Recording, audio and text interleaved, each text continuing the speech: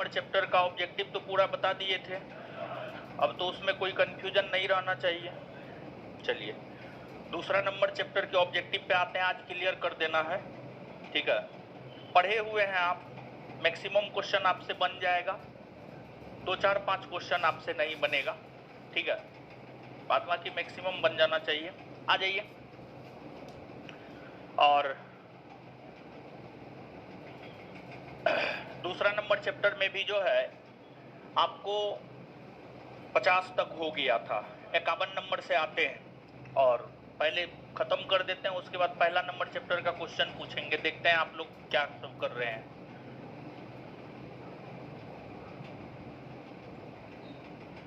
बंगाल का द्वैत शासन कब से कब तक चला था?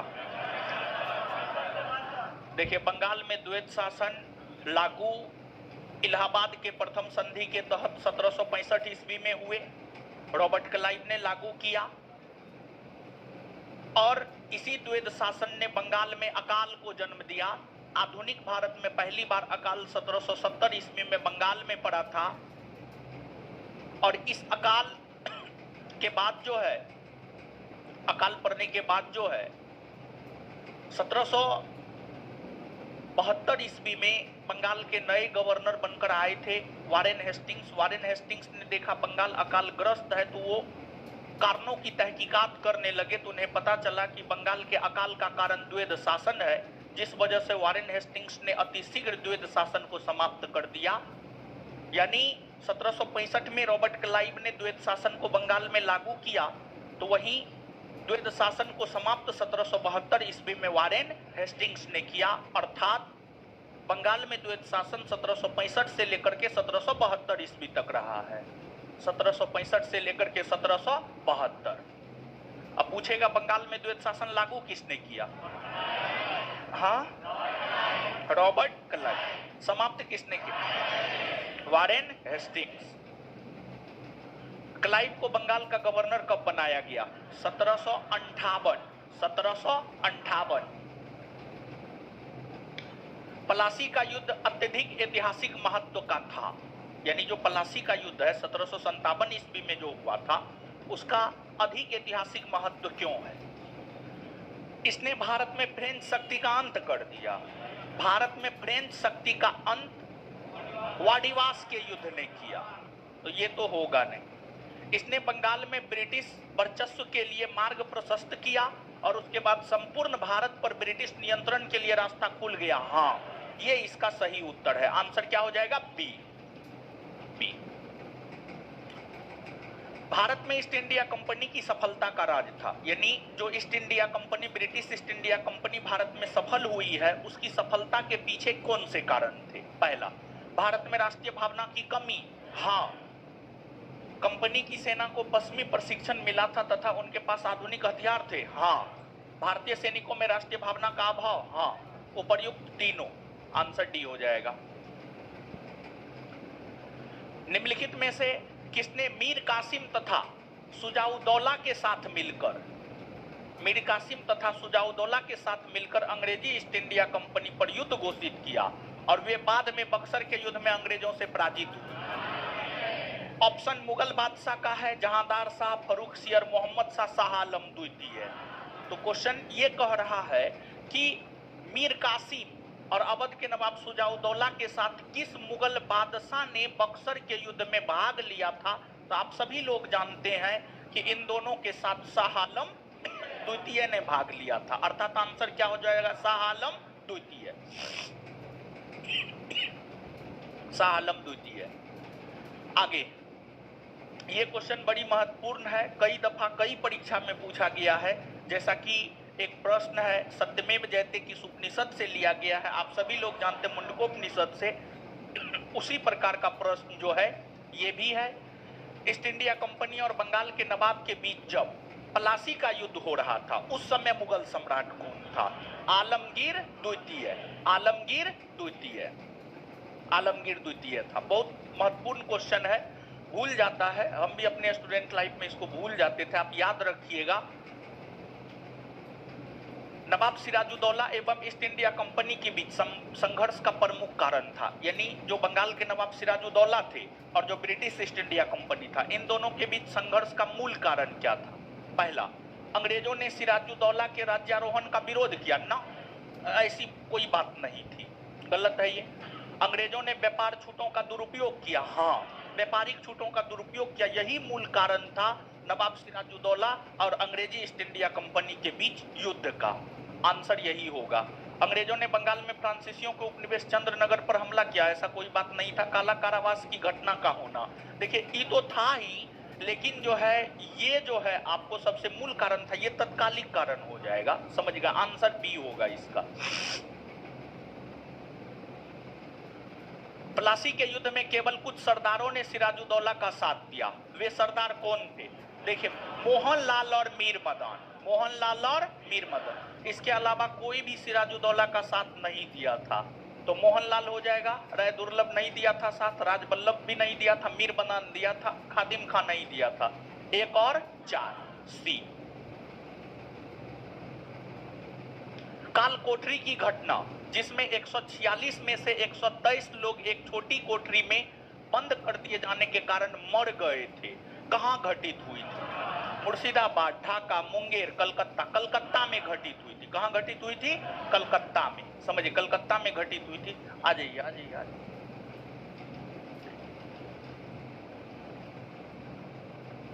कलकत्ता में घटित हुई थी ये घटना, और ये घटना जो है 20 जून 1756 ईस्वी को जो है यह घटना घटित हुई थी। इसमें नवाब सिराजुद्दौला ने 146 अंग्रेज को एक छोटे से काल कोठरी में बंद कर दिया, जिसमें जब अगली सुबह खोला गया था तो मात्र 23 जीवित रहे, 123 मर गए थे। कलकत्ता में यह घटना हुआ था। प्लासी के युद्ध के बाद भारत के लिए शाश्वत दुख की काली रात का आरंभ हुआ। यह किस बांग्ला कवि का कथन है? नवीन चंद्र सेन का कथन है, नवीन चंद्र सेन। निम्नलिखित में से किस भारतीय को रॉबर्ट क्लाइव ने बिहार का नायब दीवान नियुक्त किया था?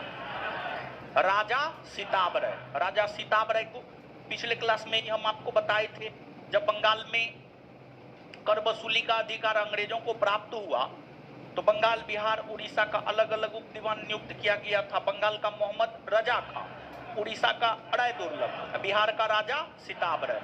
तो बिहार के संदर्भ में पूछा जाए राजा सीताबरय। मुर्शिद कुली खां को बंगाल 1717 ईस्वी तथा उड़ीसा 1719 ईस्वी की सूबेदारी किस मुगल बादशाह से मिली थी? तो देखिए, 1717 और 1719 के समय मुगल बादशाह थे कौन? उस आधार पर इसका आंसर निकल जाएगा। बहादुर शाह, जहांदार शाह, फर्रुख सियर, मोहम्मद शाह। फर्रुख सियर, क्योंकि फर्रुख सियर का शासनकाल है 1713 से 1719, 1713 से 1719।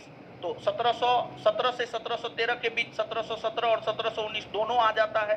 कहने का मतलब ये हुआ कि आंसर क्या हो जाएगा? फर्रुख सियर। किसने मुर्शिदाबाद की स्थापना की तथा उसे ढाका के स्थान पर बंगाल की राजधानी बनाई? मुर्शिद कुली खां। मुर्शिदाबाद को बसाया और बंगाल की राजधानी ढाका के बजाय मुर्शिदाबाद को बनाया, मुर्शिद कुली खां। बंगाल के शासक मुर्शिद कुली जफर खां एवं अंग्रेजी ईस्ट इंडिया कंपनी के बीच के विवाद का सर्वप्रमुख कारण था।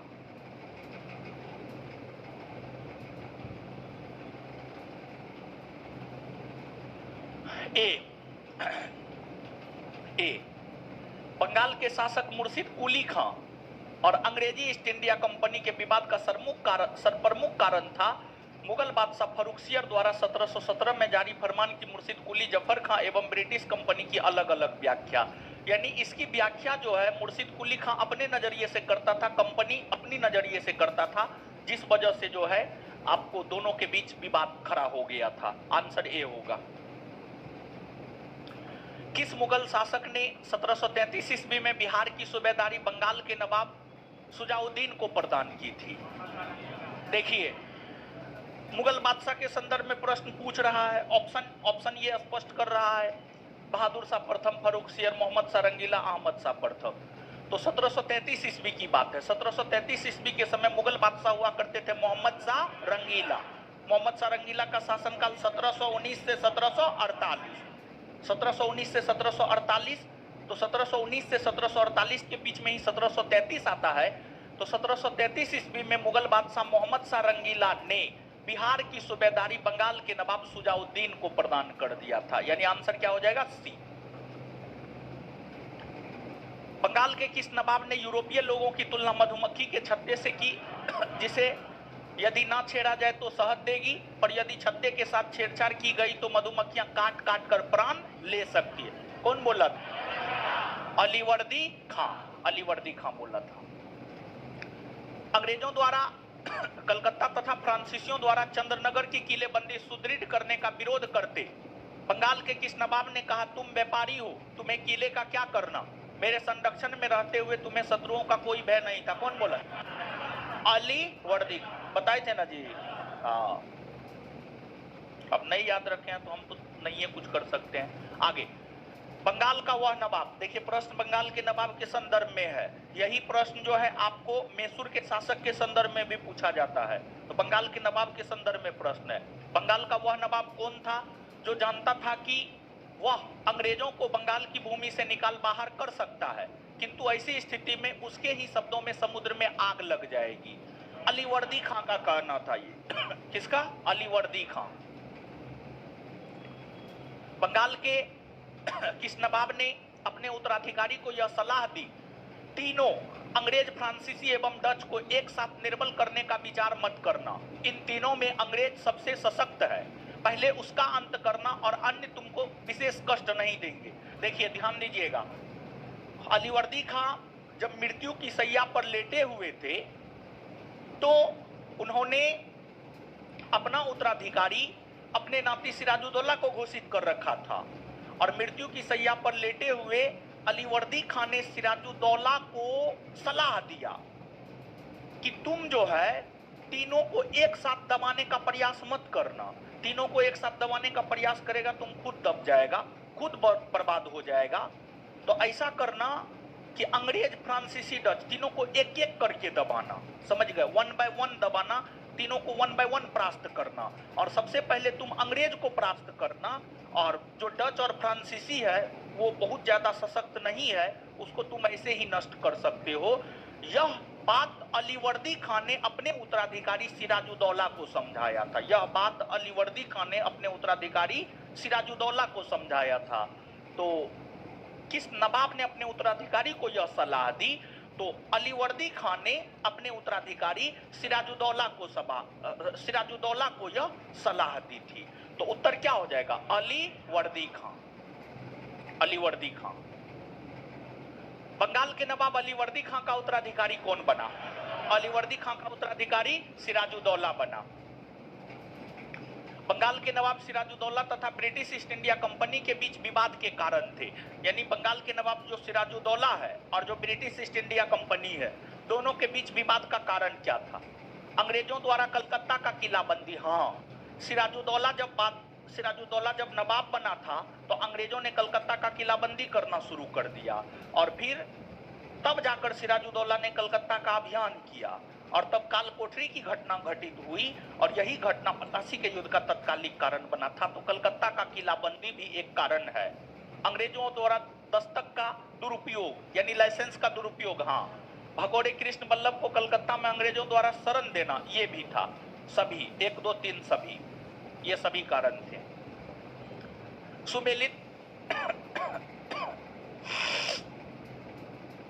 सुमेलित कीजिए। घटना सूची 2 में तिथि, कलकत्ता पर नवाब सिराजुद्दौला द्वारा अधिकार।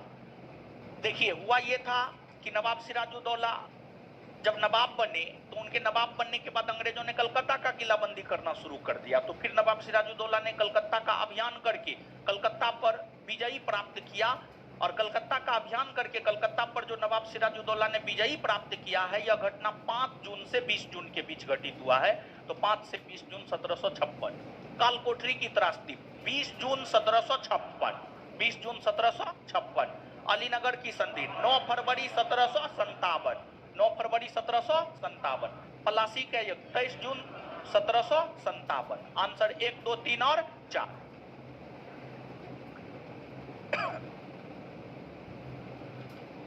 बंगाल के नवाब मीर जाफर ने कठपुतली मुगल बादशाह शाह आलम द्वितीय से क्लाइव को साबत जंग युद्धों में अनुभव प्राप्त की उपाधि एवं कुछ क्षेत्रों की जमींदारी दिलाई। क्लाइव की जागीर कहलाने वाले उस क्षेत्र की पहचान करे। 24 परगना, नदिया, वर्धमान, इनमें से कोई नहीं। क्या बोलिए? लेक्चर के दौरान बताए हुए थे 24 परगना होगा, एकदम 24 परगना होगा। कंगाल नहीं होगा, यहां पर बंगाल होगा। बंगाल, बंगाल को तो कंगाल करिए न दिया था अंग्रेज, समझ गए। बंगाल के नवाब मीर कासिम ने मुर्शिदाबाद के स्थान पर मुंगेर को राजधानी बनाया। ये तो आप जानते हैं बनाया, लेकिन क्यों बनाया? क्योंकि जो मीर कासिम था वो मुर्शिदाबाद के षड्यंत्रकारी माहौल से हट करके अपना अलग स्वतंत्रता पूर्वक शासन करना चाहता था। यानी मुर्शिदाबाद का माहौल ठीक नहीं रह गया था, वहां पर अंग्रेजों का कब्जा हो गया था और अंग्रेज जो है वहां पर भारतीयों के खिलाफ षड्यंत्र किया करता था। तो यही वजह रहा कि मीर कासिम जो है अपनी राजधानी मुर्शिदाबाद के बजाय मुंगेर को बनाया और वहीं से शासन करना शुरू किया था। तो वह मुर्शिदाबाद के षड्यंत्र में वातावरण तथा कलकत्ता से दूर रहना चाहता था ताकि अंग्रेजों का हस्तक्षेप ना हो। यही कारण होगा, आंसर ये होगा। बंगाल के किस नवाब ने ब्रिटिश कंपनी के गवर्नर को लिखा, आपके भद्र पुरुष इस प्रकार व्यवहार करते हैं, वे समस्त देश में गड़बड़ी फैलाते हैं, लोगों को लूटते हैं तथा मेरे अधिकारियों का अनादर करते हैं तथा उन्हें शारीरिक यातना देते हैं। ये मीर कासिम ने लिखा था, मीर कासिम ने लिखा था, मीर कासिम। बंगाल के किस नवाब ने 2 वर्षों के लिए सभी व्यापारियों के लिए समस्त व्यापारिक करों एवं चुंगियों को खत्म कर एक बड़ा असाधारण कदम उठाया था? मीर कासिम, मीर कासिम। और ये जो कदम मीर कासिम ने उठाया था, मीर कासिम का यही कदम बक्सर के युद्ध का तत्कालिक कारण बना था। मीर कासिम का यही कदम जो है बक्सर के युद्ध का तत्कालिक कारण बना था। अर्थात इसका आंसर हो जाएगा मीर कासिम, मीर कासिम। देखिए ऑब्जेक्टिव का जो कलेक्शन है, आपको यहाँ के ऑब्जेक्टिव को अगर आप कर लेते हैं ना, याद कर लेते हैं ना, आपको दूसरा कोई ऑब्जेक्टिव करने की जरूरत नहीं है। ना आपको लुसेंट ऑब्जेक्टिव करने की जरूरत है, ना घटना चक्र करने की जरूरत है, ना दृष्टि क्विक बुक करने की जरूरत है। कुछ नहीं करने का जरूरत है, समझ गए? दृष्टि का जो प्रीलिम्स प्रैक्टिस सीरीज आता है वो भी करने की जरूरत नहीं है। सबका समावेश है ये, समझ गए? सबका बाप है ये, समझे? कोई बाहर से कुछ नहीं, जितना संभावित ऑब्जेक्टिव बन सकता था उतना है इस, समझ गए? बहुत विद्यार्थी कंफ्यूजन में रहता है, इधर उधर करते रहता है, इधर उधर करते रहिए, कोई दिक्कत ना है। बाद में असफल हो जाइएगा तो फिर मेरे ही पास आइएगा, हमको पता है, समझे? रूम पे जा करके जितना मटेरियल देते हैं ना क्लास में, रूम पे जा करके खिड़की कबाड़ी बंद करके जो है ना खूब पढ़िए उसी को, 72 बार उसी का रिवीजन कीजिए। अब फालतू का इधर उधर मुंह मत मारिए ज्यादा। क्लाइव एवं मुगल बादशाह शाह आलम द्वितीय के बीच हुए इलाहाबाद की प्रथम संधि 12 अगस्त 1765 के संदर्भ में इन कथनों पर विचार कीजिए। शाह आलम द्वितीय को कराव इलाहाबाद के जिले दिए गए, हाँ दिए गए। कंपनी को 26 लाख रुपए सालाना के बदले बंगाल, बिहार एवं उड़ीसा की दीवानी अस्थायी रूप से मिली, हाँ मिली थी। हैदराबाद के उत्तर के जिलों उत्तरी सरकार को अंग्रेजों के जागीर के रूप में मान्यता दी गई थी, हाँ दी गई थी, सही है, डी। कलकत्ता की सुप्रीम कोर्ट के एक न्यायाधीश ने बंगाल के किस नवाब को भूसे से भरे एक बेताल फैंटम के रूप में उल्लिखित किया? मुबारक-उद-दौला को, मुबारक-उद-दौला। कर्नल माल्सन ने कहा, कंपनी के अधिकारियों का अब एक ही उद्देश्य, जितना लूट सको लूटो, और यह कि वह सोने की ऐसी थैली है जिसमें जब जी चाहे हाथ डाल लो। इसमें वह किसके लिए प्रयुक्त हुआ? मीर जाफर के लिए, मीर जाफर के लिए। और मीर जाफर को इतना अंग्रेजों के द्वारा लूटा जाने लगा कि बाद में अंग्रेजों ने डचों के साथ षड्यंत्र करना शुरू कर दिया और तब जाकर के जो है मीर जाफर को गद्दी से हटा दिया गया था। मीर जाफर 18वीं शताब्दी के मध्य इंग्लिश ईस्ट इंडिया कंपनी के द्वारा बंगाल से निर्यातित प्रमुख कच्चा माल क्या था? कपास, रेशम, सोडा और अफीम। कपास, रेशम, सोडा और अफीम। सुकरखेरा या शंकरखेरा का युद्ध कब हुआ है? सुकरखेरा या शंकरखेरा का युद्ध 11 अक्टूबर 1724। और यह युद्ध जो है हैदराबाद के निजामुल मुल्क और मुगल सेनापति का नेतृत्व कर रहे मुबारिज खां के बीच हुआ था। यह युद्ध 11 अक्टूबर 1724 को हैदराबाद के निजामुल मुल्क और मुगल सेनापति का नेतृत्व कर रहे मुबारिज खां के बीच हुआ था। इस युद्ध में हैदराबाद के निजामुल मुल्क की जीत हुई थी। निजामुल मुल्क की जीत हुई थी। बिहार दरोगा का ये पूछा हुआ क्वेश्चन है, ठीक है।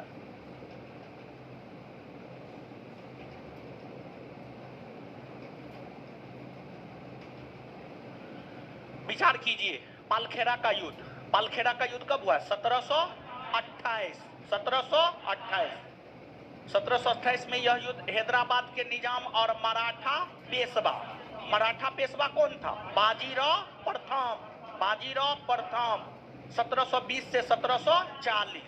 बाजीराव प्रथम का शासनकाल 1720 से 1740, समझ गए। और इस युद्ध में जो है आपको हैदराबाद के निजाम की जीत हुई थी, सॉरी हैदराबाद के निजाम की हार हुई थी, हैदराबाद के निजाम की हार हुई थी। तब जाकर के दोनों के बीच मुंशी शिवगांव की संधि हुई और मुंशी शिवगांव के संधि के तहत ही हैदराबाद के निजाम की अगर हम लोग बात करें तो हैदराबाद के निजाम को जो है चौथ और सरदेशमुखी, समझ गए। तो पालखेरा का युद्ध मुंशी शिवगांव के संधि के तहत समाप्त हुई, जिसमें हैदराबाद के निजाम ने मराठों को चौथ और सरदेशमुखी नामक कर देना स्वीकार किया था। हाँ, देना स्वीकार किया था, हाँ सही है, क्योंकि हैदराबाद के निजाम की हार हो गई थी, मराठों के द्वारा चौथ और सरदेशमुखी लिया जाने लगा। सही है। ये निजामुल मुल्क आसफजाही वंश का था। हाँ, आसफजाही वंश का था। आंसर क्या हो जाएगा? 1 और 2। हैदराबाद में स्वतंत्र राज्य की स्थापना 1724 ईस्वी में किसने किया? चीन किलीज खां।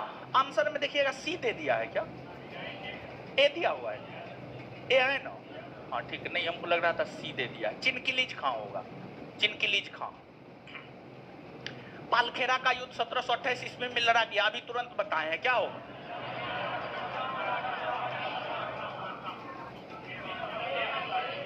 ए होगा। हैदराबाद के निजाम और मराठा पेशवा बाजीराव प्रथम। और 1798 ईस्वी में लॉर्ड वेलेजली द्वारा प्रस्तावित सहायक संधि को स्वीकार करने वाला सबसे पहला भारतीय शासक हैदराबाद का निजाम। निम्नलिखित में से किस किस ने लॉर्ड वेलेजली के साथ सहायक संधि पर हस्ताक्षर किया? हैदराबाद का निजाम किया था, अवध का नवाब किया था, मैसूर का राजा किया था। बंगाल के नवाब ना, बंगाल के नवाब नहीं किए थे। अरे सहायक संधि होने से पहले ही अंग्रेजों ने बंगाल पर तो पूरा का पूरा कब्जा कर रखा था। जब बंगाल अंग्रेजों के अधीन था तो उसको सहायक संधि पर काहे के लिए हस्ताक्षर करवाता? बंगाल तो पहले ही से अंग्रेजों के अधीन था। जो चीज पहले ही से अंग्रेज के अधीन है उसको सहायक संधि पर हस्ताक्षर करवाने का कोई औचित्य ही नहीं है। तो आंसर 1, 2 और 3। अवध के स्वायत्त राज्य का संस्थापक कौन था? सादत खां बुरहान उल मुल्क। सादत खां बुरहान उल मुल्क।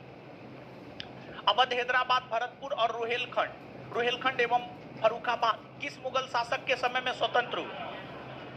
मोहम्मद शाह रंगीला। मोहम्मद शाह रंगीला। सुमेलित कीजिए। सूची 1 राज्य, सूची 2 संस्थापक। बंगाल 1773, फर्रुखाबाद 1714, कर्नाटक 1720, अवध 1722। बंगाल 1773 थोड़े होगा। बंगाल जो है 1713 मान सकते हैं आप, 1713, ठीक है 1713 ही होगा यहाँ पर, समझ गए। तो बंगाल में स्वतंत्र शासन की स्थापना मुर्शिद कुली जाफर खान ने किया था। फर्रुखाबाद में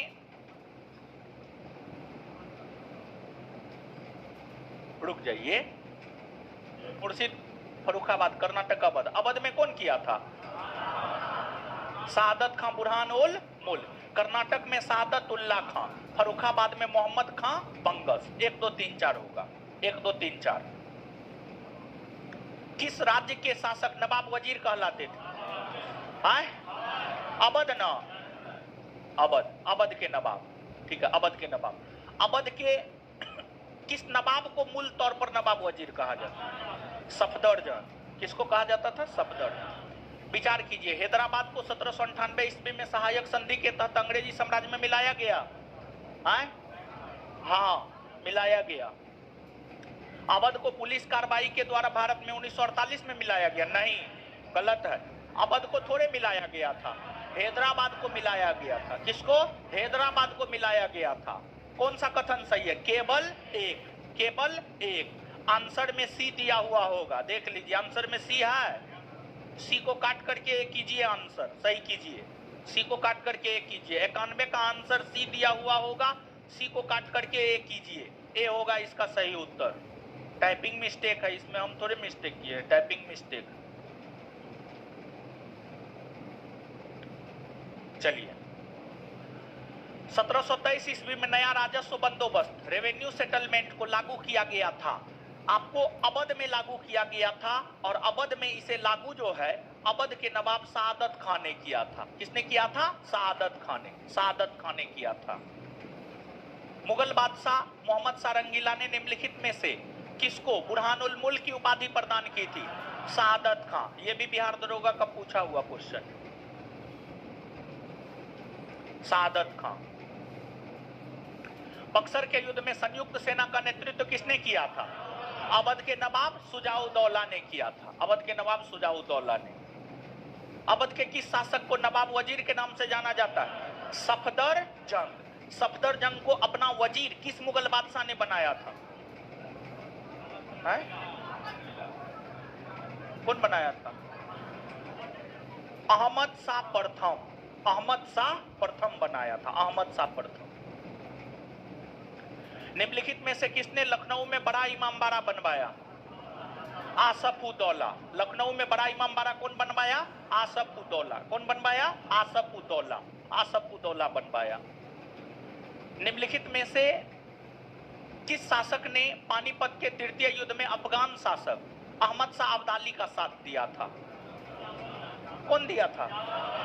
अवध के नवाब शुजाउद्दौला। अवध के नवाब शुजाउद्दौला ने, ठीक है, अवध के नवाब शुजाउद्दौला ने। और एक बात यहां पर याद रखिएगा, जाटों ने, जाट राज की भी स्थापना हुई थी। जाट जो है खेतीहर किसान था, खेतीहर मजदूर था, जो मथुरा, दिल्ली, आगरा के क्षेत्र में रहा करता था। और आपको जानकर आश्चर्य होगा कि जाट मुगलों का विरोध करता था, मराठों का विरोध करता था, लेकिन जब बात देश की आई तो देश के शासकों के साथ पानीपत के तृतीय युद्ध में जाट खड़ा रहा था। और जाटों ने पानीपत के तृतीय युद्ध में जो है मराठों का साथ दिया था। जाटों ने पानीपत के तृतीय युद्ध में मराठों का साथ दिया था। पता नहीं आप समझ भी पा रहे हैं कि नहीं समझ पा रहे हैं। पानीपत का तृतीय युद्ध याद है? कुछ याद है?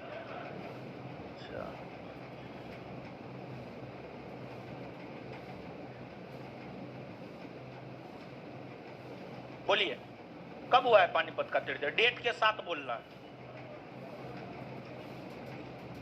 14 जनवरी 1761 बोलना है। सही बोल रहा है कि गलत? आए, अरे बोलिए ना जी, सही है। हाँ, किसके किसके बीच हुआ? आए, मराठा और अफगान। मराठों की तरफ से नेतृत्व कौन किया था?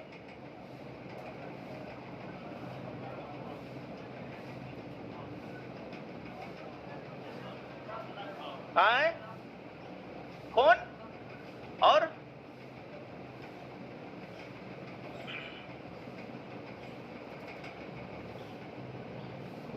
कैसे कृपा आएगा? नया आएगा कृपा। बैठ जाइए, विचार कीजिए।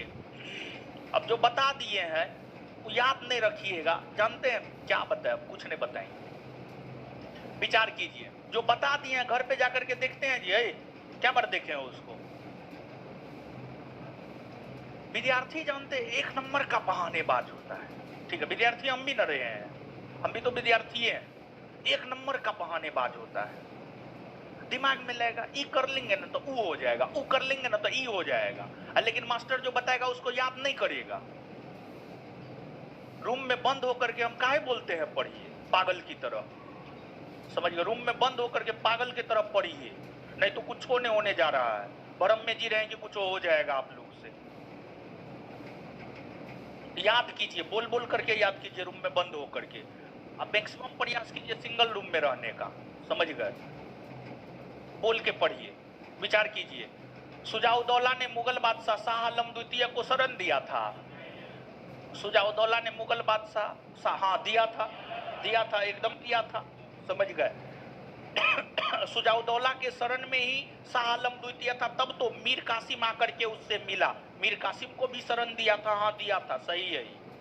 आसफउद्दौला ने अवध की राजधानी फैजाबाद से लखनऊ स्थानांतरित की, हाँ किया था। शुरुआती दौर में फैजाबाद था, आसफउद्दौला ने जो है लखनऊ बना। Answer C. किसने कहा था? दरो दीवार पे हसरत की नजर करते हैं, खुश रहो अहले वतन, हम तो सफर करते हैं। वाजिद अली शाह, अवध के अंतिम नवाब वाजिद अली शाह। अवध को अंग्रेजी साम्राज्य में मिलाया गया था। कुशासन का आरोप लगा करके, कुशासन का आरोप लगा करके कब मिलाया गया? 1856। 1856 कौन मिलाया? लॉर्ड डलहौजी। किसके रिपोर्ट पर? जेम्स आउट्रम, जेम्स आउट्रम के रिपोर्ट पर कुशासन। प्रथम आंग्ल मैसूर युद्ध में कौन विजयी हुआ है? बोलिए। हैदर अली ना। और अंग्रेजों को पराजित करने वाला प्रथम भारतीय हैदर अली ना। हाँ, ब्रिटिश जनरल जिसने हैदर अली को पोर्टोनोवा के युद्ध में हराया, सर आयरकूट। टीपू सुल्तान ने अपनी राजधानी किसे बनाया? श्रीरंगपट्टनम। निम्नलिखित भारतीय शासकों में से कौन था जिसने विदेशों में आधुनिक पद्धति से दूतावास स्थापित किया?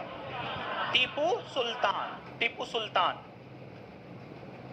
टीपू सुल्तान ने ब्रिटिश सेना को 1780 में हराया था पोल्लीलोड के युद्ध में। ये तो रिपीटेड क्वेश्चन है, पहला चैप्टर में भी ये क्वेश्चन था ना, पहला चैप्टर में भी ये क्वेश्चन था। अंग्रेजों ने श्रीरंगपट्टनम की संधि किसके साथ की थी? अंग्रेजों ने श्रीरंगपट्टनम की संधि टीपू सुल्तान के साथ की थी। किसके साथ? टीपू सुल्तान। चलिए, चश्मा वाली करो। प्रथम आंग्ल मैसूर युद्ध की समाप्ति कौन संधि के तहत? प्रथम आंग्ल मैसूर युद्ध की समाप्ति कौन संधि के तहत? आंग्ल मैसूर युद्ध को जिंदा गाड़ देंगे हम। भाई फटा है जी, है।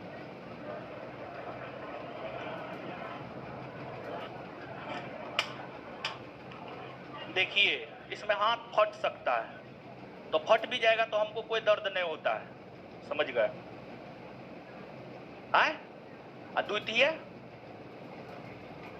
द्वितीय आंग्ल मैसूर युद्ध की समाप्ति। तृतीय तो ई संधि तृतीय आंग्ल मैसूर युद्ध ना। बैठ जाइए, बच गए आज आप। यही रहने दीजिए, ठीक है? देखिए, जब चोट लगे ना तो दर्द होना चाहिए, ठीक है? याद रहे कि हाथ फट टूट जाए कोई दिक्कत ना है, समझे? टीपू सुल्तान अंग्रेजों के साथ युद्ध में कब मारे गए? 1700 चतुर्थांग्ल मैसूर युद्ध। कौन एक सुमेलित है? प्रथम आंग्ल मैसूर युद्ध हैदर अली पराजित हुआ था ना, हैदर अली विजयी हुआ था, तो ये गलत है ना? हो द्वितीय आंग्ल मैसूर युद्ध हैदर अली ने अंग्रेजों को पराजित किया ना, और निर्णायक युद्ध था, और निर्णायक युद्ध था। इसमें ना किसी की जीत हुई ना किसी की हार हुई। ये भी क्या है? गलत। तृतीय आंग्ल मैसूर युद्ध, टीपू सुल्तान युद्ध जीता और अपना भूभाग अंग्रेजों को नहीं दिया ना। टीपू सुल्तान युद्ध हार गया और अपना आधा भूभाग अंग्रेजों को दे दिया। गलत। और जब एक तीन गो गलत है, डी नंबर सही होगा, आंसर क्या हो जाएगा? डी। बेगम समरू ने एक अति प्रसिद्ध चर्च का निर्माण करवाया सरधना में। सरधना में निम्नलिखित में से कौन सा एक सही नहीं है, मतलब कौन सा एक गलत है? अली मर्दान खान ने बंगाल में राजस्व कृषि पद्धति प्रारंभ की थी? नहीं, बंगाल में राजस्व कृषि पद्धति अली मर्दान खान ने प्रारंभ नहीं किया था, बल्कि मुर्शिद कुली खान ने प्रारंभ किया था। मुर्शिद कुली खान। नीचे से 2 लाइन यहां पर लिखिए, लिखिए 1 लाइन।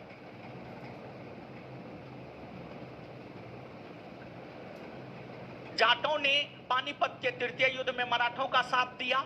इस बात का जिक्र हम नहीं किए थे, न कॉपी में है न नोट में, कहीं न है। ठीक है, जाटों ने, बड़ी अच्छा क्वेश्चन है, जाटों ने, देखिए सुनिएगा, यहां पर थोड़ा सा समझ लीजिए तब लिखिएगा, ज्यादा बेटर होगा। देखिए सामान्य तौर पर जो है पानीपत का जो तृतीय युद्ध हुआ था मराठा और अफगानों के बीच, उसमें अधिकतर भारतीय शासकों ने अफगानों का साथ दिया था। तो विद्यार्थी के दिमाग में यह रहता है कि सब भारतीय शासक तो अफगानों का ही साथ दिया था, लेकिन जाट भी भारतीय थे, लेकिन जाटों ने मराठों के साथ खड़ा रहा, मराठों का साथ देने का काम किया। तो अपने आप में ये एक्सेप्शनल केस है। और वैसा कोई भी चीज जो अपवाद स्वरूप आता है, जो अपवाद स्वरूप आता है, वो परीक्षा पूछता है। बड़ी महत्वपूर्ण पॉइंट है ये अपने आप में, समझ गए? तो नीचे से हमको भी याद नहीं था, उस टाइम नहीं बताया था, अभी लिख लीजिए आप। जाटों ने, है कौन कॉपी है? इतिहास का कॉपी बोलना, इतिहास का कॉपी बोले न बनाने के लिए जी है? कहीं पर देखिए कितना अनियमितता है। इतिहास का कॉपी है जी? कितना चीज इतिहास में लिखा है, कहाँ है? लिखिए, जाटों ने पानीपत के तृतीय युद्ध में, जाटों ने पानीपत के तृतीय युद्ध में मराठों का साथ दिया।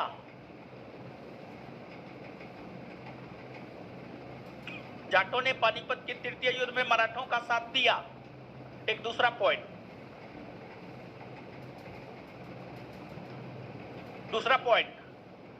बंगाल में राजस्व कृषि पद्धति मुर्शिद कुली खान ने प्रारंभ किया।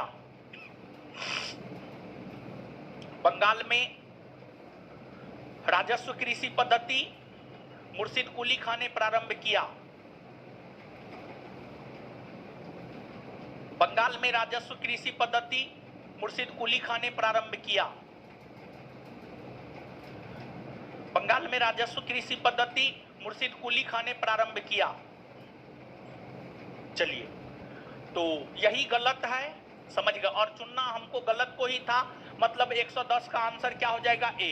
बाद बाकी BCD सही है, आप अपना पढ़ लीजिएगा। निम्नलिखित कथनों पर विचार कीजिए। पहला, पानीपत के तृतीय युद्ध में अहमद शाह अब्दाली ने इब्राहिम लोदी को पराजित किया था। आए? गलत है न हो?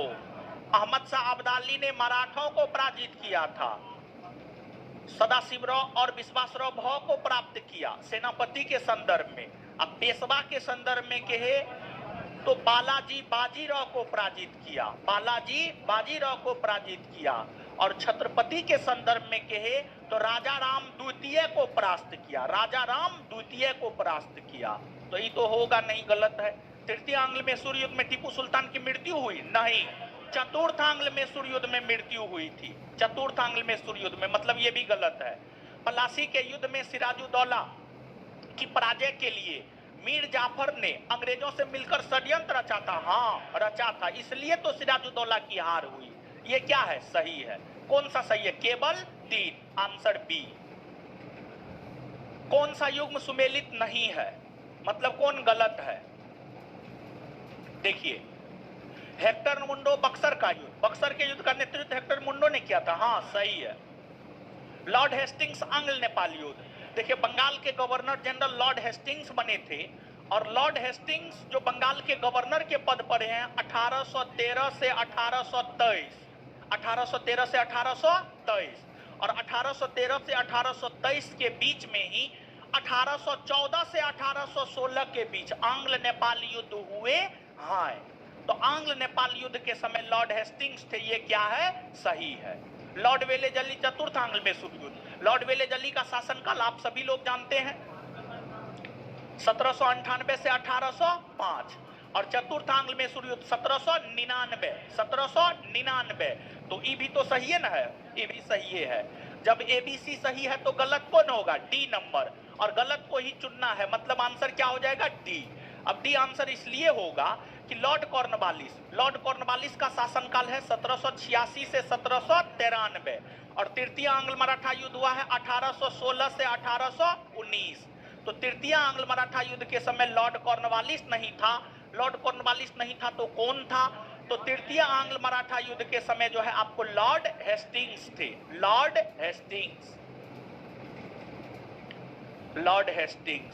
हेस्टिंग्स।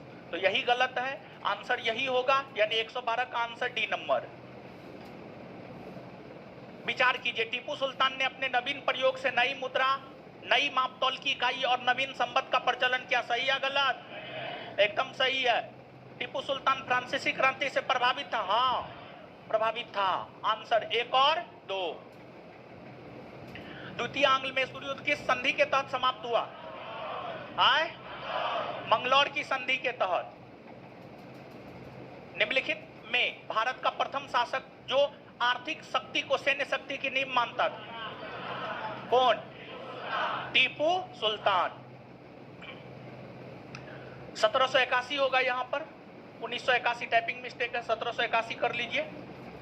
1781 में हैदर अली और अंग्रेजों के बीच पोर्टोनोवा का युद्ध हुआ, जिसमें अंग्रेजों का नेतृत्व कौन किया था? Sir Eyre Wood. Typing mistake है, 1981 की जगह 1781 कीजिए। Eyre Wood. निम्नलिखित में से किस शासक को सीधा साधा दैत्य कहा जाता है? टीपू सुल्तान। सीधा साधा दैत्य टीपू सुल्तान।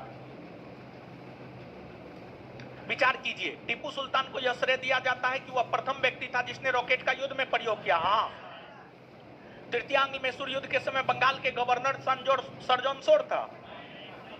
देखिए, आपको तृतीय आंग्ल मैसूर युद्ध 1790 से 1792। सर जॉन शोर का शासनकाल है 1793 से 1798। तो सर जॉन शोर 1793 से 1798 तक बंगाल के गवर्नर जनरल रहे हैं, जबकि तृतीय आंग्ल मैसूर युद्ध 90 से 92 के बीच हुआ है। मतलब ये स्टेटमेंट सही है या गलत? गलत है। क्या है? गलत है। ये स्टेटमेंट गलत है। ये स्टेटमेंट गलत है। और जो है आपको तृतीय आंग्ल मैसूर युद्ध के समय बंगाल के गवर्नर जनरल थे लॉर्ड कॉर्नवालिस। कॉर्नवालिस का शासनकाल अभी तुरंत आप लोग जाने थे 1786 से 1793। 1786 1793। तो कौन सा सही है? केवल एक, आंसर ए। अंग्रेजों ने मैसूर पर नियंत्रण स्थापित करने हेतु किस शासक के साथ सहायक संधि किया था? कृष्णराज द्वितीय। ये भी बिहार दरोगा या बीपीएससी का पूछा हुआ क्वेश्चन है, या बिहार एसएससी? बिहार दरोगा, हाँ, पूछा हुआ क्वेश्चन है ये भी। हाँ, ये भी पूछा हुआ क्वेश्चन है।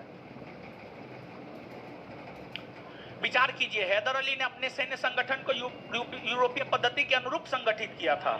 सही है या गलत? गलत है। हैदर अली अपने सैन्य संगठन को यूरोपीय पद्धति के अनुरूप संगठित नहीं किया था, बल्कि टीपू सुल्तान किया था। कौन किया था? टीपू सुल्तान। गलत है ये। टीपू सुल्तान ने अपनी राजधानी श्रीरंगपट्टनम में स्वतंत्रता का वृक्ष लगवाया। हाँ, सही है। कौन सही है? केवल 2। आंसर देखिए इसमें क्या है। आंसर सही है, बी दिया है। हाँ, सही है। तीसरे आंग्ल मैसूर युद्ध को रोकने के लिए टीपू सुल्तान ने अंग्रेजों के साथ कौन सी संधि की? श्रीरंगपट्टनम। और श्रीरंगपट्टनम के संधि के तहत जो है आधा राज टीपू सुल्तान अंग्रेज को दे दिया, 3 करोड़ युद्ध क्षतिपूर्ति के रूप में दिया और अपना 2 पुत्र दिया। समझ गए? ये सब बात बताए थे। टीपू सुल्तान की मृत्यु 1799 ईस्वी में कहां हुई थी? श्रीरंगपट्टनम में। वडियार कहां के शासक थे? मैसूर रियासत के शासक वडियार कहलाते थे। तथाकथित कुशासन के आधार पर किस गवर्नर जनरल ने मैसूर राज्य के प्रशासन को ले लिया था? देखिए यहाँ पर गौर फरमाइएगा। देखिए, सुनिए ना महाराज, यहाँ पे कंफ्यूजन होता है। क्या कंफ्यूजन होता है? सुनिएगा। मैसूर देखिए, एक होता है प्रशासनिक अधिकार, एक होता है दीवानी अधिकार। दीवानी अधिकार मतलब कर वसूलने का अधिकार, अब प्रशासनिक अधिकार मतलब शासन प्रशासन करने का अधिकार। 1799 में सहायक संधि के तहत मैसूर को ब्रिटिश साम्राज्य में मिलाया गया और फिर मैसूर का दीवानी अधिकार अंग्रेजों को मिल गया, लेकिन मैसूर का प्रशासनिक अधिकार अंग्रेजों को नहीं मिला था। कालांतर में जाकर के लॉर्ड विलियम बेंटिक ने कुप्रशासन का आरोप मैसूर पर लगाया और मैसूर पर कुप्रशासन का आरोप लगा करके मैसूर रियासत की प्रशासनिक अधिकार भी ले लिया। कहने का मतलब यह हुआ कि तथाकथित कुशासन के आधार पर governor general Lord William Bentinck ने मैसूर राज्य के प्रशासन अपने हाथ में ले लिए, अंग्रेजों के हाथ में दे दिया या अंग्रेजों के हाथ में ले लिया। यानी आंसर क्या हो जाएगा? Lord William Bentinck. डिंडीगुल क्या है? तमिलनाडु का एक नगर है, तमिलनाडु का एक नगर है।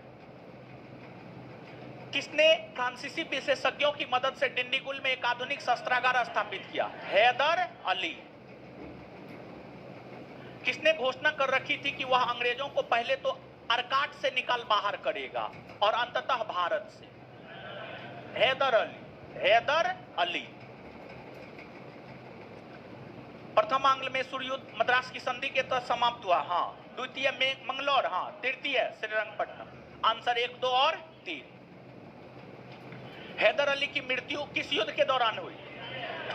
द्वितीय आंग्ल मैसूर युद्ध। और टीपू सुल्तान चौथा।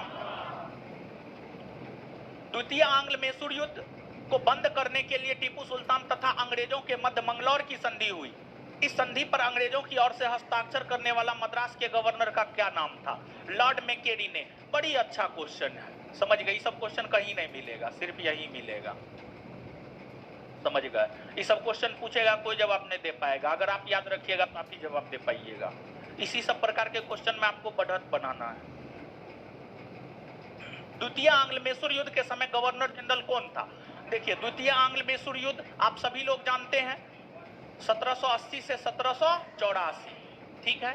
अभी गवर्नर जनरल का शासनकाल जान लीजिए। लॉर्ड वेलेस्ली 1798 से 1805, सर जॉन शोर 1793 से 1798, कॉर्नवालिस 1786 से 1793, वारेन हेस्टिंग्स 1772 से 1784 या /85। समझ गए? तो आप देख लीजिए कौन होगा। है? वारेन हेस्टिंग्स होगा? हाँ होगा। टीपू सुल्तान तथा कॉर्नवालिस के बीच 1792 ईस्वी में श्रीरंगपट्टनम की संधि हुई। इसके तहत टीपू को अपना आधा राज्य अंग्रेजों को देना पड़ा। हाँ। टीपू को 3 करोड़ रुपया युद्ध क्षतिपूर्ति के रूप में देना पड़ा। हाँ। ब्रिटिश रेजिडेंट को श्रीरंगपट्टनम में स्थापित करना पड़ा। नहीं ना, ये नहीं हुआ था। अपने 2 बेटों को बंधक स्वरूप अंग्रेजों के पास रखना स्वीकार करना पड़ा। हाँ। 1, 2 और 4। 1, 2 और 4 सी। टीपू सुल्तान ने अंग्रेजों को निष्कासित करने के लिए निम्न में से किन देशों के साथ संपर्क स्थापित किया? फ्रांस, अरब, अफगानिस्तान, मॉरिशस, तुर्की, सब के साथ। 1, 2, 3, 4, 5। टीपू सुल्तान के संबंध में इन कथनों पर विचार कीजिए। टीपू ने एक नया कैलेंडर या पंचांग लागू किया। हाँ। टीपू ने सिक्का ढलाई की एक नई प्रणाली की शुरुआत की। हाँ। टीपू ने मापतौल के लिए नए पैमाने को अपनाया। हाँ। फ्रांसीसी क्रांति की सफलता से प्रभावित होकर उसने श्रीरंगपट्टनम में जैकोबिन क्लब की स्थापना की, स्वतंत्रता का वृक्ष लगाया तथा अपने को नागरिक टीपू कहा। हाँ। 1, 2, 3 और 4 सब सही है। तृतीय आंग्ल मैसूर युद्ध के दौरान टीपू के विरुद्ध चतुर्थ पक्षीय संयुक्त मोर्चा में शामिल था ट्रावनकोर, निजाम, मराठा और अंग्रेज। ट्रावनकोर, निजाम, मराठा और अंग्रेज। चतुर्थ आंग्ल मैसूर युद्ध के संबंध में इन कथनों पर विचार कीजिए। इस युद्ध के दौरान टीपू सुल्तान की मृत्यु हुई। हाँ। इस युद्ध में अंग्रेजों की पूर्ण विजय हुई और मैसूर के अधिकांश प्रदेशों का अंग्रेजी राज में विलय कर लिया गया। हाँ। वोडियार वंश के एक बालक कृष्णराज द्वितीय को राजगद्दी पर बिठाकर मैसूर राज पर सहायक संधि लाद दी गई। हाँ। सब सही है। डी। किसने कहा था मैं अंग्रेजों के स्थल साधनों को तो समाप्त कर सकता हूं परंतु समुद्र को नहीं सुखा सकता? हैदर अली ने कहा था। किसने कहा था? हैदर अली। मेरे ख्याल से इसका उत्तर टीपू सुल्तान दिया हुआ है। आंसर में देखिए, टीपू दिया हुआ है। टीपू को काट करके हैदर अली कीजिए। टीपू को काट करके हैदर अली कीजिए। टीपू को काट करके हैदर अली कीजिए। यानी 137 का आंसर बी दिया हुआ है। बी को काट करके ए कर लीजिए। कर लिए? हाँ। देखिए, अभी तक में दूसरा नंबर चैप्टर में एगो, ये दूसरा एरर है। अब विद्यार्थी क्या मैसेज करेगा हमको जानते हैं? टेलीग्राम पे ऑब्जेक्टिव में बहुत एरर है, यानी 200 क्वेश्चन में 2 गो 3 गो एरर, ये बहुत एरर हो गया। यानी ऐसा ऐसा मैसेज करेगा ना, मन तो होता है हमको जा करके कूट दे, समझ गए। अब 200 में एक आध को ह्यूमन एरर हो जाता है, समझ गए, यानी उसको सुधार नहीं करेगा, कहेगा नहीं आप ही क्वेश्चनों करवाइए, तो लीजिए हम करवा रहे हैं, हम मेरा क्या जाता है, समझिए, मेरा थोड़े कुछ जाता है। किसकी अत्यंत प्रिय उक्ति थी? भेड़ की तरह एक लंबी जिंदगी जीने से कहीं बेहतर है शेर की तरह। टीपू सुल्तान। क्वेश्चन करवाने के बाद नहीं याद होगा तब देखिएगा ना, ठीक है। देखिए मारना छोड़ दिया है, भाग जाता है विद्यार्थी, ठीक है, इसलिए मारना छोड़ दिए, समझे। विद्यार्थी को रखना भी तो जरूरी है, समझे, इसलिए नहीं मारते हैं, समझे।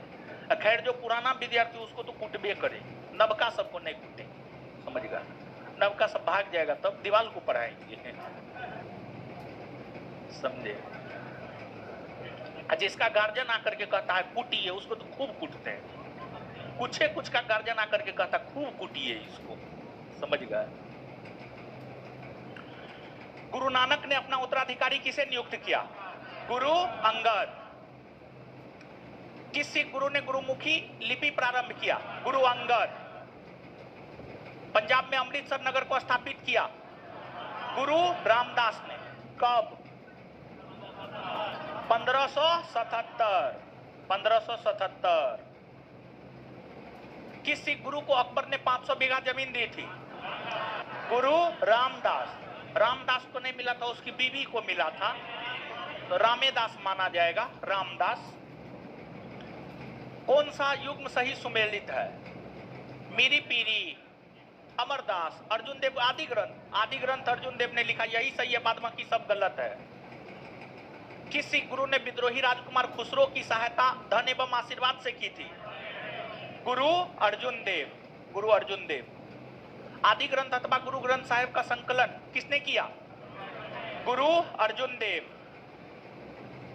निम्नलिखित में से किन सिख गुरुओं को तत्कालीन शासकों द्वारा मृत्युदंड दिया गया?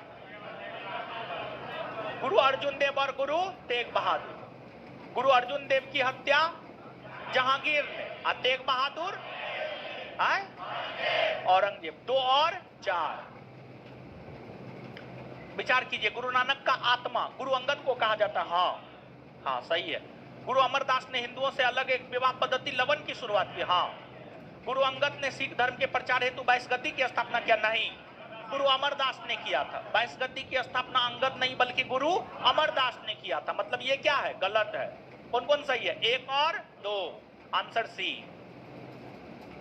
विचार कीजिए। अमृतसर का किलाबंदी गुरु रामदास ने करवाया? नहीं, अमृतसर का किलाबंदी जो है गुरु हरगोविंद ने, सिख धर्म के छठे गुरु गुरु हरगोविंद ने करवाया था। गलत हो गया। अर्जुन देव ने 1589 में अमृतसर में स्वर्ण मंदिर या हर मंदिर की स्थापना किया? हाँ किया था, सही है। आंसर केवल 2। किस सिख गुरु की मृत्यु के लिए औरंगजेब जिम्मेदार है? गुरु तेग बहादुर। गुरु तेग बहादुर।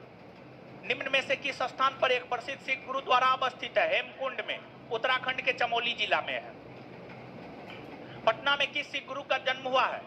गुरु गोविंद सिंह। गुरु गोविंद सिंह। किसकी समाधि के कारण नांदेड़ गुरुद्वारा सिखों द्वारा पवित्र माना जाता है?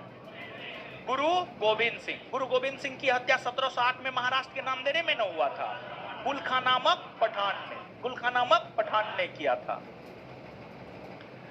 ई पढ़िएगा ना कौन बुक? एस के पांडे, ठीक है। एस के पांडे में बहुत डाटा है, लेकिन एस के पांडे में एरर बड़ी है, समझ गए, दिमाग चकरा देता है, समझे। अब तो कुछ टीचर भी कहने लगा है एस के पांडे पढ़िए, डाटा वाला बुक है, बिहार दरोगा डाटा ही पूछता है, समझ गए। हम तो बहुत दिन से एस के पांडे कह रहे हैं, लेकिन एस के पांडे में इतना एरर है ना कि आप नहीं पकड़ पाइएगा, हम ही पकड़ पाएंगे, या कोई टीचर ही पकड़ पाएगा, आप नहीं पकड़ पाइएगा। तो आपको एस के पांडे, आप मेरे पास पढ़ते हैं, आपको नहीं पढ़ना। आप मेरे पास पढ़ते हैं इसलिए आपको नहीं पढ़ना, क्योंकि उसका डाटा जो है ना हम दे दिए, ठीक है, आपके नोट में उसका डाटा है, समझे, एरर फ्री डाटा है। जहां पर एरर आता है हम तो सुधार करवाइए देते हैं। गुरु गोविंद सिंह की महानता निहित है इसमें कि उन्होंने सिखों की सैनिक व्यवस्था का गठन किया। हाँ, वह सिख राज के संस्थापक थे? नहीं। सिखों को शांति प्रिय लोग बनाया? नहीं। शांति प्रिय बनाता तो चकमोरे का युद्ध लड़ता, आनंदपुर साहिब का युद्ध लड़ता, खिदराना का युद्ध लड़ता। इस सब युद्ध का चर्चा किए हैं ना जी? नहीं किए? किए हैं। तो शांति प्रिय थोड़े बनाया, वो तो लड़ाकू बनाया। उन्होंने औरंगजेब को पराजित किया, अधिकतर बार पराजित हुआ, एक आध बार पराजित किया। ये तीनों नहीं होगा, आंसर ए होगा। उन्होंने सिखों की सैनिक व्यवस्था का गठन किया। सिखों की सैनिक व्यवस्था का गठन किया तब तो जाकर खिदराना, चकमोर, आनंदपुर साहिब का प्रथम युद्ध, आनंदपुर साहिब का द्वितीय युद्ध लड़ा। समझ गए? Answer A. किसी गुरु के द्वारा सिखों का खालसा में रूपांतरण किया गया? गुरु गोविंद सिंह। गुरु गोविंद सिंह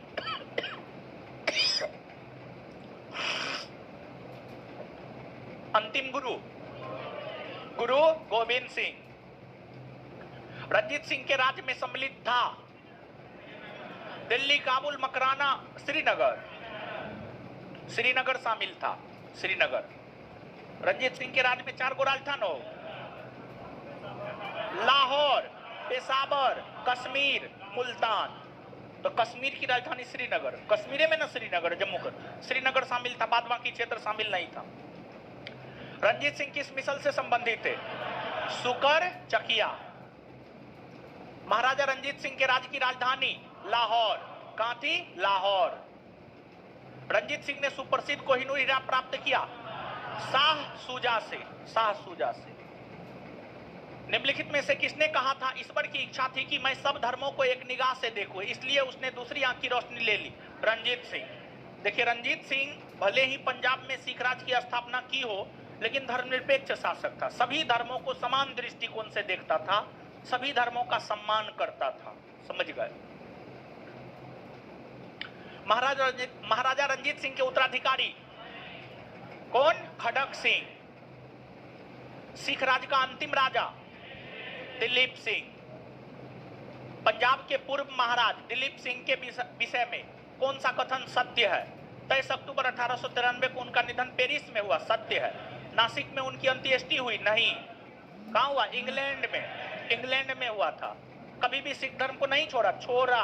ईसाई अपनाया, रूस नहीं गए, गया था। ये तीनों नहीं होगा, क्या होगा? याद कीजिए, बताए थे उनका निधन 23 अक्टूबर 1893। समझ गए? ऑप्शन के अकॉर्डिंग जाना है, आंसर ए होगा। अब यहाँ पे कंफ्यूज मत कीजिएगा 22 को मरा कि 23 को। 22 को मरा था, 23 को अंत्येष्टि हुआ।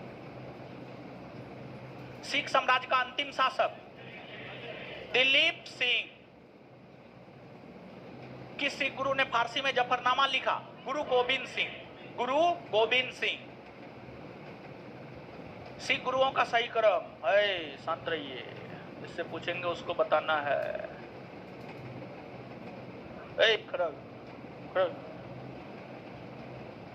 10 सिख गुरु का क्रम बोलिए। पहला गुरु नानक, दूसरा है गुरु अंगद, तीसरा गुरु अमरदास, गुरु रामदास है, चौथा के बाद पांचवा है जो से नाम है अर्जुन देव। हाँ, उसके बाद हर गोविंद। हाँ, उसके बाद हर किशन, हर राय, उसके बाद तेग बहादुर, गुरु गोविंद सिंह। बैठ जाइए, बताइए इसका आंसर बताइए क्या होगा?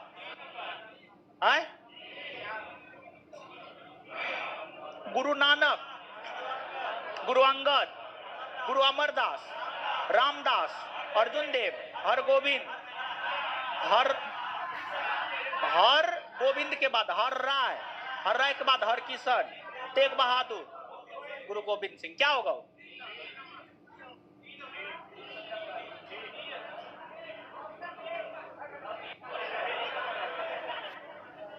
डी होगा उत्तर, डी होगा। ये इसलिए नहीं होगा क्योंकि नानक देव के बाद अंगद बना था, ये तो नहीं होगा। गुरु नानक के बाद अंगद, अंगद के बाद अमरदास, तब अर्जुन देव, इसलिए सी नहीं होगा, एबीसी नहीं होगा, डी होगा। अंग्रेजों का सर्वाधिक विरोध किसने किया? मराठों ने। किसने किया? मराठों ने। अच्छा क्वेश्चन है, याद रखिएगा, पूछा जा सकता है, पूछा हुआ क्वेश्चन है। आदि ग्रंथ किसने संकलित किया? गुरु अर्जुन ने। गुरु अर्जुन ने। सिख गुरुओं से संबंधित निम्नलिखित कथनों पर विचार कीजिए। बंदा बहादुर को गुरु तेग बहादुर ने सिखों का सैन्य प्रमुख नियुक्त किया। नहीं, गलत है। बंदा बहादुर को गुरु गोविंद सिंह ने सिखों का सैन्य प्रमुख नियुक्त किया। गलत है ये। गुरु अर्जुन सिखों के गुरु रामदास के पश्चात बने। हाँ, चौथा गुरु रामदास, और रामदास के पश्चात पांचवा गुरु अर्जुन देव। सही है ये। गुरु अंगद या अंगदेव ने सिखों को उनकी लिपि गुरुमुखी दी। हाँ, सही है आंसर। 2 और 3।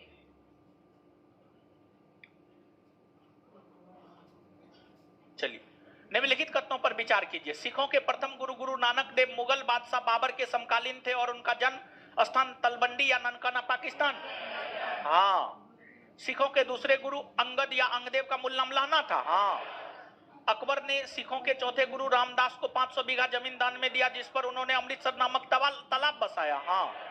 सिखों के पांचवें गुरु अर्जुन देव ने अमृतसर में हरमंदिर साहेब की नींव रखी, गुरु की गद्दी पर वंशानुगत उत्तराधिकारी का प्रचलन किया तथा शहजादा खुसरो की मदद कर गुरुओं द्वारा पहली बार राजनीतिक मामलों में रुचि दिखाई। हाँ, सही है। इनमें सभी किस सिख गुरु ने प्रत्येक सिख से दशांश धार्मिक कर वसूल करना आरंभ किया एवं साधु वेश त्याग कर राजसी वस्त्र पहनना आरंभ किया? अर्जुन देव। किसने? अर्जुन देव। अर्जुन देव। कौन से कथन सही है? सिखों के छठे गुरु हरगोविंद ने अकाल तख्त की स्थापना की, अमृतसर की किलेबंदी की एवं सिखों को लड़ाकू बनाया। हाँ। हरगोविंद को अपने जीवन के अंतिम समय कश्मीर की पहाड़ियों में किरतपुर में बिताने पड़े और वहीं उनकी मृत्यु हुई। हाँ हाँ हाँ, सही है। सिखों के 9वें गुरु तेग बहादुर का मूल नाम त्यागमल था, उन्होंने सच्चा बादशाह की उपाधि धारण किया। हाँ। मुगल बादशाह औरंगजेब ने तेग बहादुर की हत्या करवाई तथा उनके शहीद स्थल पर शीशगंज गुरुद्वारा बनवाया। हाँ, सही है। सब डी। किस सिख गुरु ने कहा था सरदाद सिर ना दाद, मैंने सिर कटवा दिया लेकिन अपना रहस्य नहीं बताया? गुरु तेग बहादुर। गुरु तेग बहादुर। किस सिख गुरु को बाकला दा बाबला कहा जाता? गुरु तेग बहादुर। गुरु तेग बहादुर। सिखों के 10वें एवं अंतिम गुरु गोविंद सिंह के संबंध में क्या सही है? उन्होंने बचपन के 9 वर्ष पटना में बिताया। हाँ। मखोबल आनंदपुर में उन्हें गुरु निर्वाचित किया गया। सही है। उन्होंने 1699 में खालसा का आदेश जारी किया। हाँ। उन्होंने पाहुल तथा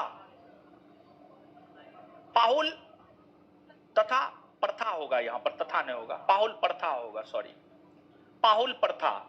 जाति बंधन तोड़ने हेतु एक ही कटोरे में सामूहिक अमृतपान एवं प्रसाद ग्रहण करने की प्रथा का आरंभ किया। हाँ, आंसर 1, 2, 3 और 4। गुरु गोविंद सिंह की रचनाएं दशम ग्रंथ, चंडी चरित्र, विचित्र नाटक, जफरनामा सब है, सब गुरु गोविंद सिंह की रचना है। इसमें जो है उनकी आत्मकथा का नाम है विचित्र नाटक। विचित्र नाटक उनकी आत्मकथा का नाम है। इसके अलावा गुरु गोविंद सिंह ने कृष्ण अवतार नामक ग्रंथ की भी रचना की है। सैनिक संगठन खालसा दल की स्थापना किसने की थी? कपूर सिंह ने। हाँ। रंजीत सिंह ने अपने शासनकाल में अनेक विजयी युद्ध लड़े, उनके द्वारा विजित स्थानों को काल कर्मानुसार सजाइए। सबसे पहले लाहौर को जीता, फिर अमृतसर, फिर कांगड़ा, फिर कश्मीर। 1, 2, 3 और 4। 1, 2, 3, 4। रंजीत सिंह ने किस स्थान पर अधिकार करने के बाद महाराजा की उपाधि धारण की थी?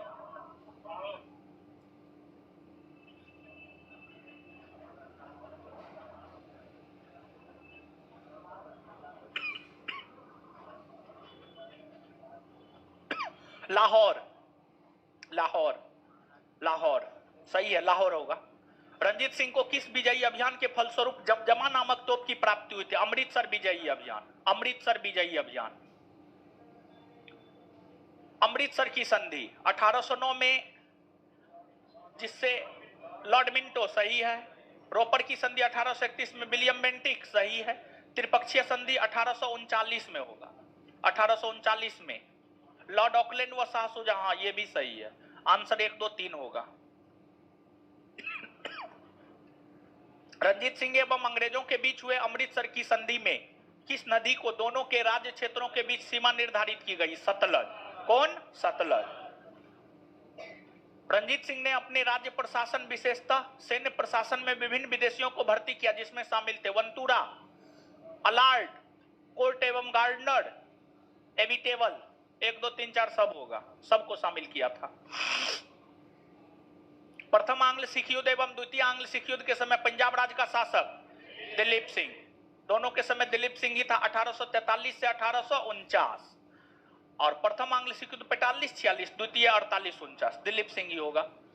सिख राज्य में राखी प्रथा के अंतर्गत प्रत्येक गांव से उपज का कितना भाग लेकर दल खालसा में सुरक्षा के प्रबंध हेतु लिया जाता था?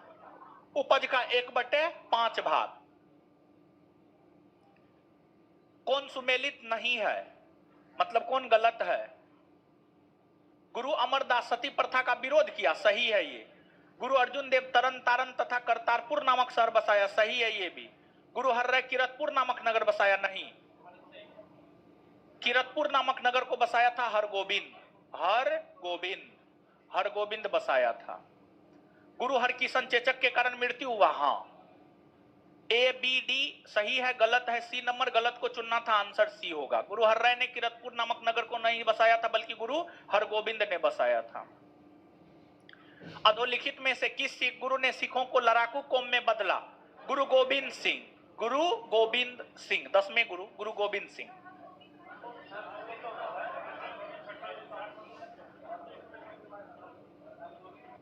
लड़ाकू कौम में बदला, हरगोबिंद ही होगा, सॉरी, हरगोबिंद। लाहौर की संधि के पश्चात अंग्रेजों ने लाहौर के क्षेत्रफल को कम करने के उद्देश्य से कश्मीर का क्षेत्र किसे दे दिया? गुलाब सिंह को, 1 करोड़ में दे दिया था। चिलियावाला का युद्ध 13 जनवरी 1849, 13 जनवरी 1849। गुरु गोविंद सिंह के पंच प्यारे में कौन शामिल नहीं है? रुकिए 1 मिनट। ए रेड कुर्ती, ए लड़की, उठिए। पंच प्यारे में 5 गो लोग शामिल था, 5 का नाम बोलिए। काहे नहीं याद आ रहा है?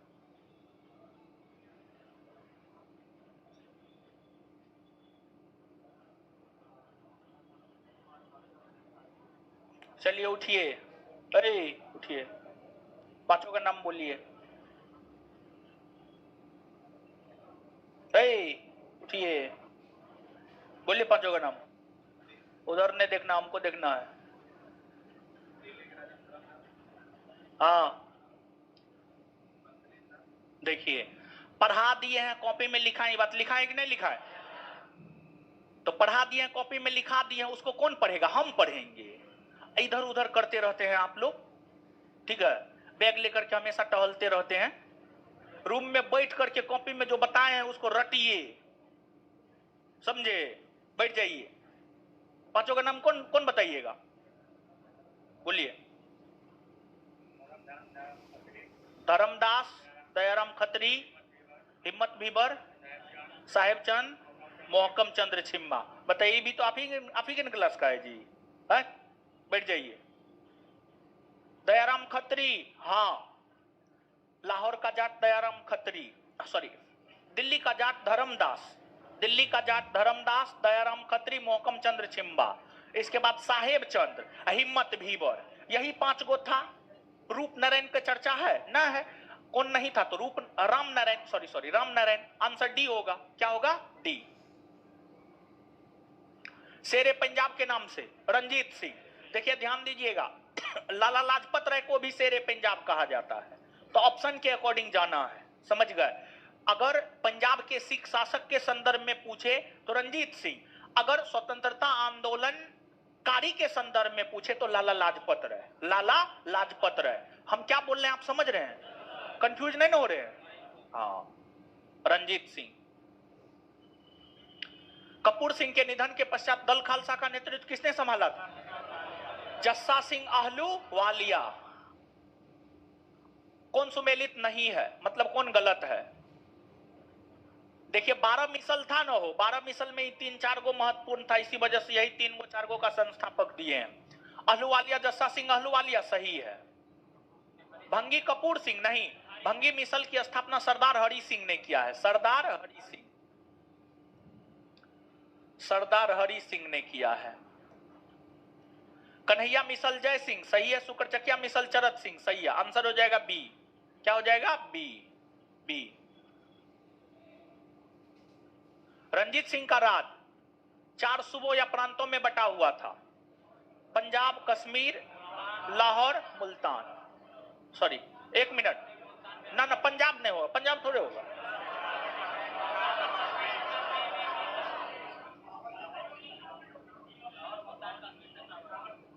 पेशावर, कश्मीर, मुल्तान, लाहौर। बी होगा उत्तर, बी होगा।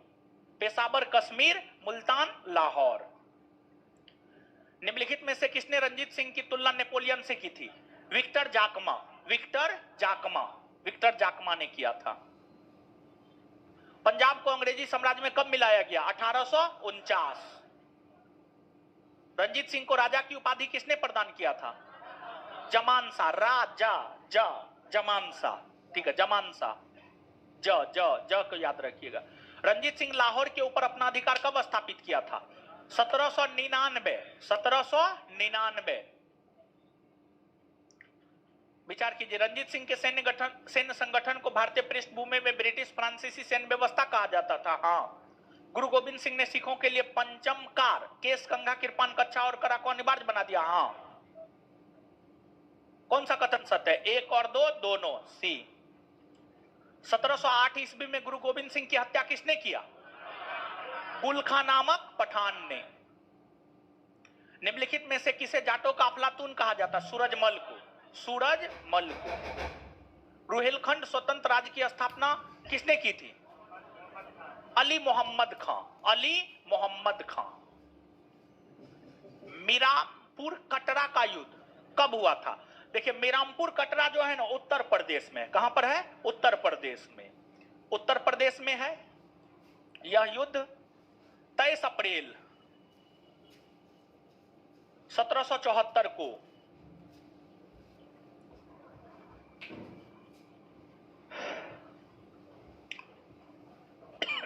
अवध के नवाब और रोहिला सरदार के बीच हुआ था। रोहिला सरदार के बीच हुआ था। इस युद्ध में अवध के नवाब का साथ ब्रिटिश ईस्ट इंडिया कंपनी दे रहा था।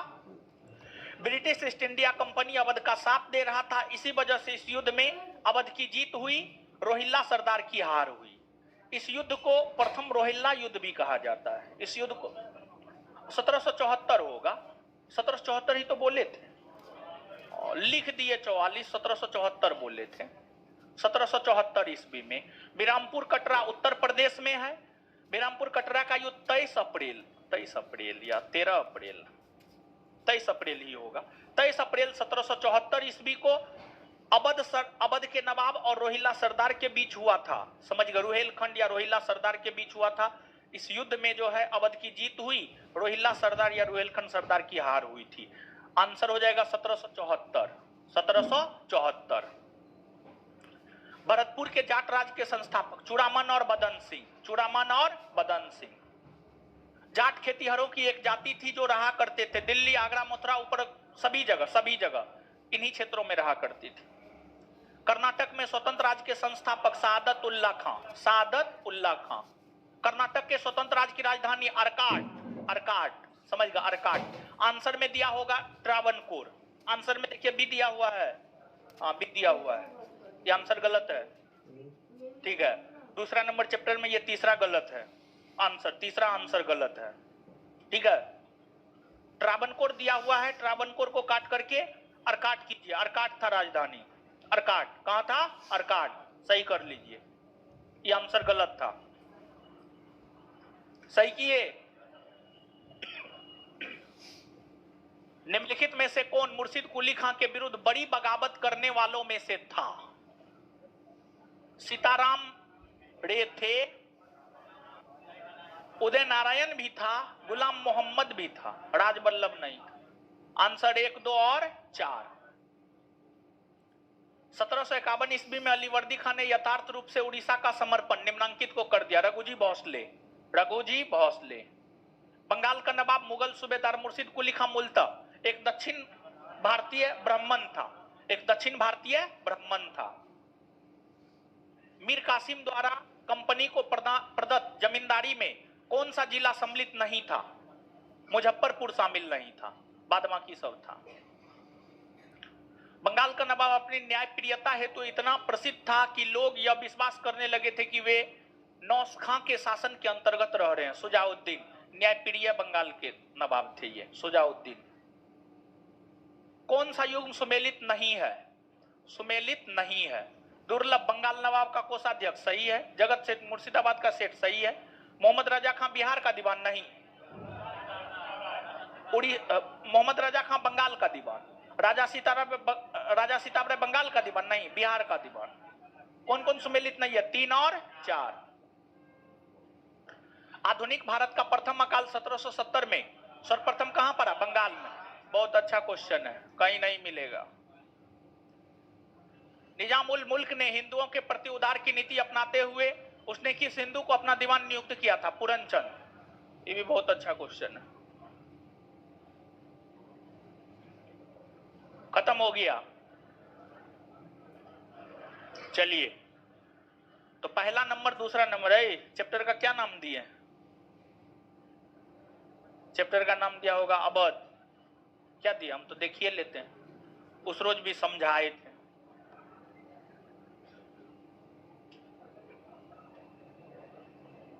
तो हम 1 मिनट में देख लेंगे।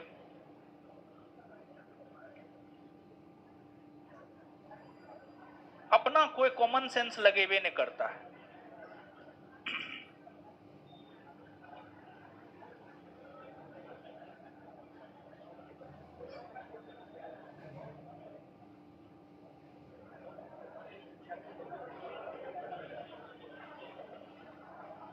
अठारहवीं सदी में नवीन स्वायत्त राज्य एवं ब्रिटिश सत्ता जो चल रहा है वो चलिए रहा है। 3-4 क्लास से हम क्वेश्चन आंसर करवा रहे। दिमाग नहीं है जी? है? कहाँ क्वेश्चन आंसर लिखा हुआ है? हमको तो कहीं नजर नहीं आ रहा है क्वेश्चन आंसर लिखा हुआ है। चैप्टर नंबर 1 और 2 को सही से सुधारो तुम अभी, ठीक है? कौन लेक्चर में क्या है क्या नहीं है सुधारो।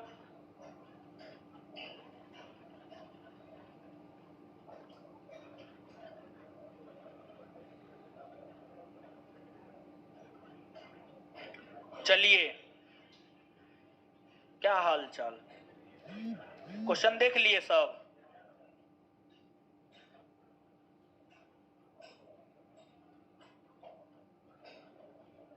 बताइए विद्यार्थी सब कितना अथी है कि क्वेश्चन बुक का रेट पूछता है कि सर बुक कितना में देता है। गर्लफ्रेंड से मिलने जाएगा, उसको 500 के लिपस्टिक के जगह 1000 का लिपस्टिक खरीद के देगा, समझे? अब बुक का रेट पूछेगा, तब नहीं पूछने आएगा कि 50 रुपया का दे कि 5 रुपया का दे। अब बुक का रेट पूछता है। अजीब नमूना सब।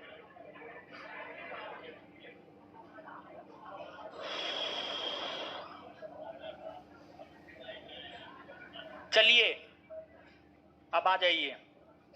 इस प्रकार से चैप्टर नंबर 1 और चैप्टर नंबर 2 का क्वेश्चन आपका समाप्त हुआ, ठीक है? दीजिए अब चैप्टर 1। बोले थे याद करके आने के लिए।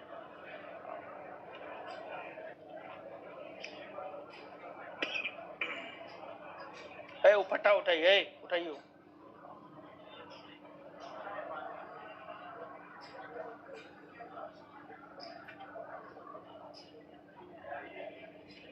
खड़ा होइए चश्मा वाला।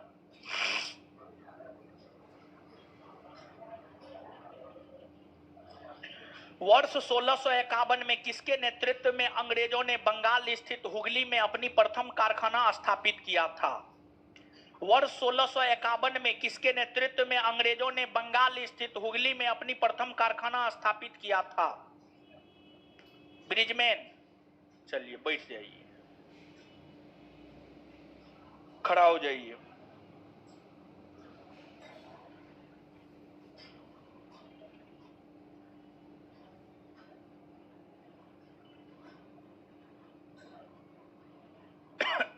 नीला जल योजना से संबंधित कौन है?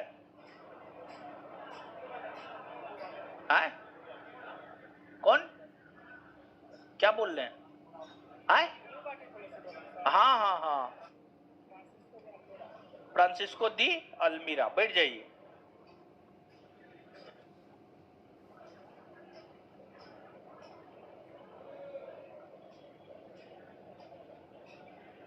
खड़ा हो जाइए।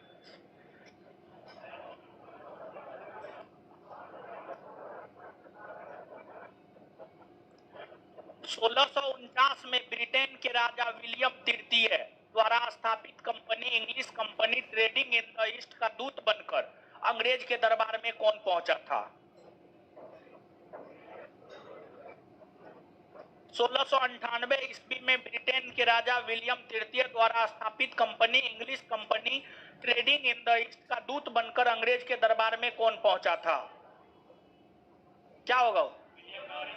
William Norris. आप थोड़े बोले हैं, बोले थे ना याद करके आना है, काहे नहीं याद करके आए हैं? खड़ा हो जाइए।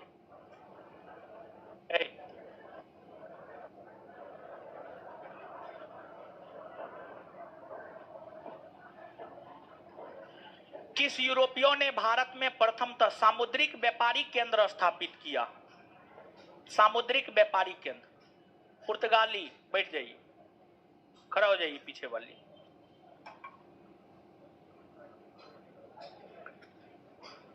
भारत के साथ व्यापार के लिए सर्वप्रथम संयुक्त पूंजी कंपनी किन लोगों ने आरंभ की?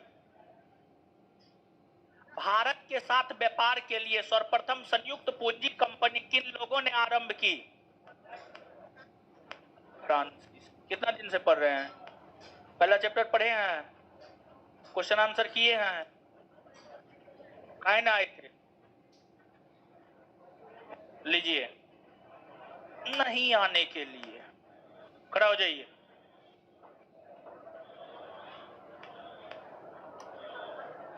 हटे हटे यहाँ पे।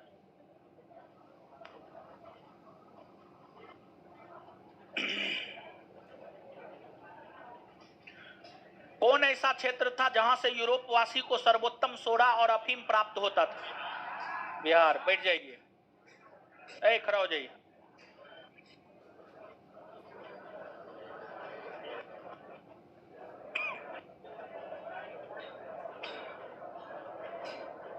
सिकरी और आगरा पहुंचने वाला प्रथम अंग्रेज व्यापारी?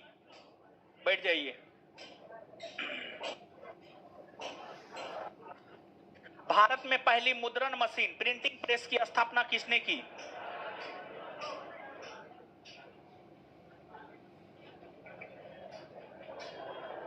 पुर्तगालियों ने की। आपको छोड़ देते हैं, शादीशुदा है, बहुत जिम्मेवारी होता है इन लोग के साथ, लेकिन ऐसे कीजिएगा तो रिजल्ट होगा। कितना आशा के साथ हस्बैंड भेजा होगा। रिवीजन नहीं करते हैं तो हम क्या करें? एक दो बार किए थे, खाली इधर उधर करने में लगे रहते। पढ़िए लिखिए, मन से बैठिए।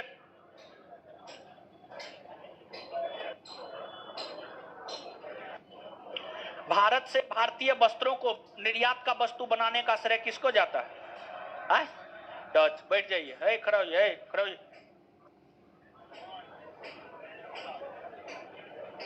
अल्बुकर्क ने गोवा को 1510 में किससे छीना था? बीजापुर के सुल्तान का क्या नाम था? क्या नाम था? अब्दुल्ला यूसुफ आदिल शाह। और नहीं, वो उसका नाम था। हाँ, नहीं, आप जवाब नहीं दिए। किस बादशाह के आदेश पर मुगल सेना ने 1686 ईस्वी में हुगली पर आक्रमण कर अंग्रेजों को निकाल बाहर किया? बैठ जाइए। खड़ा हो जाइए।